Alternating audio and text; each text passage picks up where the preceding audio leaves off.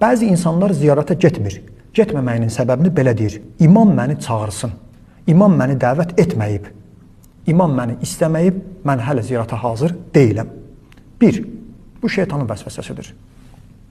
Əgər bugün imkanınız varsa, şəraitiniz uyğundursa, bizim vəzifəmiz Əhl-i Beyt imamlarımızın, Allahın salamı olsun, onlara və Peyğəmbərimizin əleyhissalam qəbrini ziyarət etməkdir.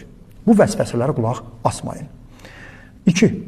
Ona qalsa onda kim deyə bilər ki, mən hazıram, gedirəm imamların ziyarətinə, Peyğəmbərin ziyarətinə? Kim iddia edə bilər ki, mən hazıram, mənəvi cəhətdən elə bir haldayam ki, mənə layiqdir. Mənim ləyaqətim var ki, gedəm Peyğəmbər, Əhl-i Beyt imamlarımız, əleyhissalam, onların qəbrini ziyarət edəm. Kim bu iddianı eləyə bilər?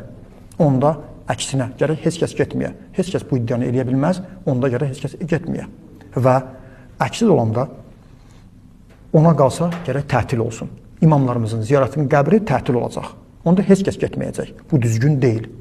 Başqa bir sual budur ki, nə vaxt o adam hazır olacaq? Kim qaran zəmanat verir ki, sabah, bir gün, gələn ay, bir ildən sonra adam hazır olacaq, onda ziyarətə gedəcək. Kim bunu deyə bilər? Mən bir neçə müddətdən sonra hazır olacağam. Onda gedərəm. Bu düzgün deyil. Və son, heç Əhl-i Beyt imamlarımız da bizə belə deməyiblər. Fərq qoymayıb imamlarımız. Kim hazırdır, gəlsin ziyarətə. Kim hazır deyil, gəlməsin ziyarətə. İmamlarımız belə deməyiblər. Düzdür. Əhl-i Beyt imamlarımız ziyarətə gələnlərlə bağlı, ziyarət vaxtında, ziyarətdən qaydandan sonra müəyyən ədəb, ərkana, adaba, qayda-qanuna ziyarət etməyi bizə tapşırıblar.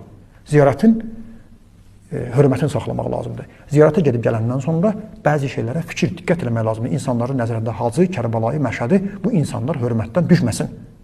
Bunu bizə deyiblər. Amma indi kimsə də bunları bəhanə eləyib getmirsə, heç də imamlarımız ona belə demir. Son.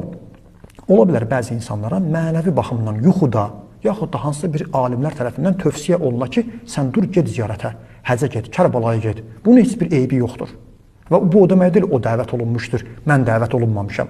Ona yuxuda, qeyblə bildirilib ki, gəlsin ziyarətə. Çox gözəl. Sənə deyilməyib, mənə deyilməyib, o demək deyil, biz getməməliyik. Quran bizi həccə əmr eləyib. Peyğəmbər Əhl-i Beyti bizi Kərbalaya getməyə tövsiyə etmişdir. Yuxu ilə məsələ həll olmur. Kiməsə də yuxuda deyilibsə çox gözəl. Öz yuxusuna əməl eləyə bilər.